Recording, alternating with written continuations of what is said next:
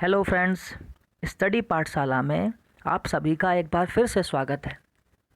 साथियों, पिछले वीडियो में हमने बात की थी कि संधि किसे कहते हैं, संधि के कितने भाग हैं और मुख्य रूप से हमने उस वीडियो में दीर्घ संधि के बारे में बात की थी। दीर्घ संधि किस प्रकार होती है? साथियों, संधि 3 प्रकार की होती है: स्वर संधि, व्यंजन संधि एवं विसर्ग संधि। दीर्घ संधि स्वर संधि का ही भाग है। आइए आज बात करते हैं गुण संधि के बारे में। गुण संधि भी स्वर संधि का भाग है।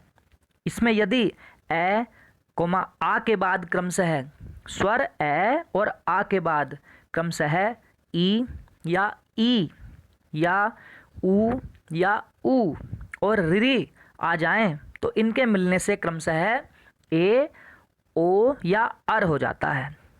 ए ओ या अर हो जाता है, यानी ए की मात्रा आ जाती है शब्द में, या ओ की मात्रा आ जाती है, या री की मात्रा आ जाती है। यह ट्रिक है, आपको याद रखना है कि यदि संधि में ए की मात्रा हो, ओ की मात्रा हो या री की मात्रा हो तो जो शब्द हम जिसकी संधि करने जा रहे हैं वह गुण संधि का एक उदाहरण है। आगे बात करते हैं कुछ उदाहरणों के बारे में।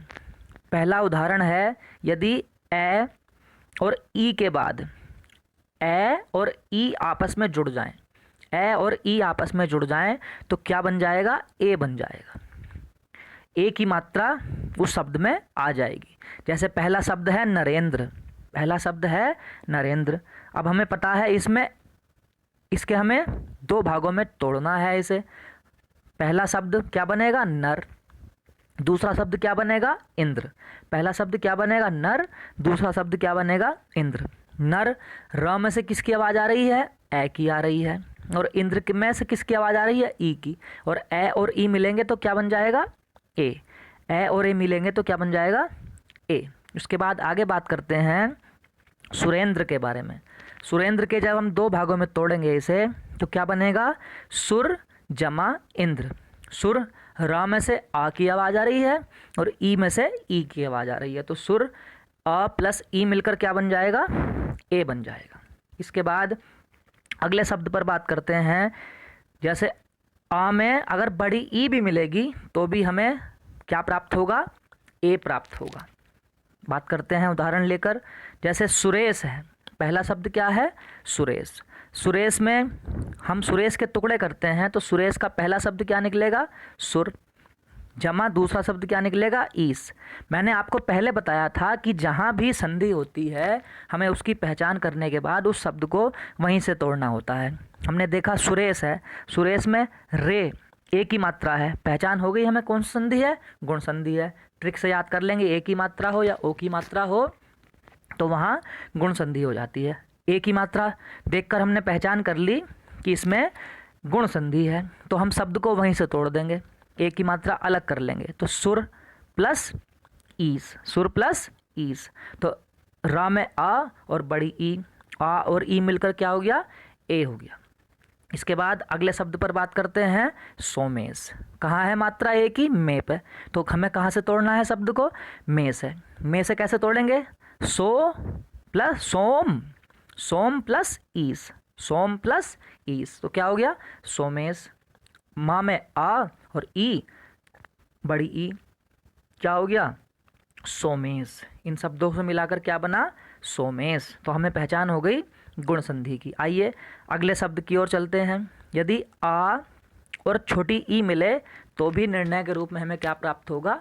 ए। जैसे महेंद्र, पहला शब्द क्या है? महेंद्र। मैंने एक बात और आपको बताई थी कि जब भी हम संधि से 2 वर्णों को अलग करते हैं तो उन वर्णों का अपना अपना अलग अर्थ होना आवश्यक है।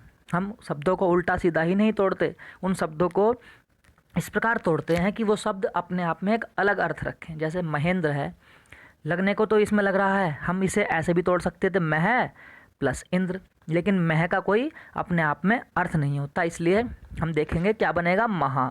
क्या बनेगा? महा प्लस इंद्र। तो महा में हा में कौन सा शब्द निकला? आ। और इंद्र में ई, तो आ और ई मिलकर क्या हो गया? ए। समझे?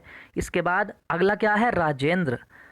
हम शब्द को तोड़ने से पहले उस शब्द के क्या अक्षर उससे बन सकता है उसके बारे में सोच विचार कर लेते हैं। जैसे राजेंद्र है तो राज राज नहीं होगा, राजेंद्र का अर्थ होता है राजा है, राजाओं का राजा, यानी इंद्र मतलब भी राजा होता है और राजा मतलब भी राजा होता है, यानी राजाओं का जो राजा होता है वह राजेंद्र कहलाता है।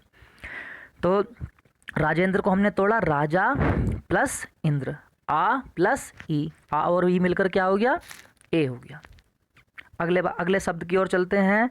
यदि आ में बड़ी ई मिल जाए, आ में बड़ी ई मिल जाए तो भी हमें ए ही प्राप्त होगा, यानी ए की मात्रा ही हमारे शब्द के ऊपर हमें लगी दिखाई देगी। पहला शब्द जैसे क्या है, महेश। पहला शब्द क्या है, महेश। तो महेश के जब हमने टुकड़े किए तो क्या आया, महा जमा ईस।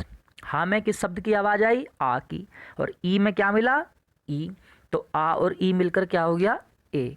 उसके बाद उमेश, उमा के जो है ईस वो है उमेश, यानी शंकर। उमेश, उमा प्लस ईस, माँ में किसकी आवाज़ आई, आ की, और ई किस में आवाज़ आई, ई की। तो आ और ई मिलकर क्या हो गया, ए। इसके बाद ये शब्द है रमेश और राकेश। इस शब्द का जो संधि है वो आपको कमेंट बॉक्स में लिखकर बतानी है कि रमेश और राकेश की संधि क्या होगी। आइए अगले शब्द की ओर चलते हैं। ए प्लस ऊ मिलकर क्या होगा, ओ। ए प्लस ऊ मिलकर क्या होगा, ओ। ए प्लस ऊ मिलकर क्या होगा, ओ। जैसे पहला उदाहरण है परोपकार, पहला उदाहरण है परोपकार। तो पर प्लस उपकार, यानी दूसरों पर जब हम उपकार करते हैं तो वह परोपकार कहलाता है। तो पर रा में आवाज़ आई ए की और ऊ में आवाज़ आई ऊ की, तो आ और ऊ मिलकर क्या हो गया, ओ। मैंने आपको बताया था कि यदि ए की मात्रा या ओ की मात्रा किसी शब्द में हो तो वहाँ पर सॉरी मित्रों, गुण संधि होती है, वहाँ पर गुण संधि होती है। तो हमने ए की मात्रा तो पढ़ ली, अब हम कौन सी मात्रा पढ़ रहे हैं, ओ की मात्रा। कौन सी मात्रा पढ़ रहे हैं, ओ की मात्रा। तो यदि ए में ओ मिल जाए, ए में ऊ मिल जाए तो क्या बन जाता है, ओ। जैसे परोपकार, पर जमा उपकार, परोपकार। नरोत्तम, नर जमा उत्तम, नर जमा उत्तम, नर जमा उत्तम। अ प्लस ऊ बराबर ओ। ये दो शब्द मैं आपको दे रहा हूँ, ये आपको इनका जो उत्तर है वो कमेंट बॉक्स में लिखकर बताना है कि हितोपदेश और सूर्योदय की संधि क्या होगी। आइए अगले शब्द की ओर चलते हैं। आ प्लस ऊ, आ प्लस ऊ। यदि आ और ऊ भी मिलेगा तो भी हमें ओ ही प्राप्त होगा। जैसे महोदय, महा प्लस उदय, महा में आ और उदय में ऊ, आ और ऊ मिलकर क्या हो गया, ओ, महोदय। महोत्सव, महा प्लस उत्सव, महा में आ और ऊ ओ, क्या हुआ, महोत्सव। इसके बाद ये उदाहरण है गंगोदक। इसका आपको कमेंट बॉक्स में लिखकर बताना है इसकी क्या संधि होगी। इसके बाद आ प्लस ऊ, ओ, आ प्लस ऊ ओ। जैसे इसका उदाहरण मैं आपको बताता हूँ, दयोर्मी। इसका उदाहरण मैं आपको बताता हूँ, दयोर्मी। दया जमा उर्मी, दया जमा उर्मी। ऊ बड़ा बनेगा यहाँ पर ऊ हमें बड़ा बनाना है, ऊ यहाँ पर हमें बड़ा बनाना है। ठीक हो गया, दया जमा उर्मी। आ प्लस बड़ा ऊ मिलेगा तो क्या बन जाएगा, ओ बन जाएगा। इसके बाद आपको अगला जो उदाहरण है गंगोर्मी, ये आपको अपने कमेंट बॉक्स में इन सब का उत्तर मुझे देना है, या आप अपनी कॉपी में भी कर सकते हैं। इसके बाद हम बात करते हैं अर की मात्रा के बारे में। जो रिरी की मात्रा होती है उसके बारे में बात करते हैं कि रिरी की मात्रा किस प्रकार हम लगा सकते हैं। आइए बात करते हैं, यदि आ के बाद रिरी आ जाए, आ के बाद रिरी आ जाए तो क्या शब्द बन जाता है, अर बन जाता है। जैसे हम उदाहरण देख लेते हैं, देवर्षि, देव जमा ऋषि। आ वा में आ और ऋषि में रिरी, आ में वा में आ और ऋषि में ऋरी, तो दोनों मिलकर क्या हो गए अर।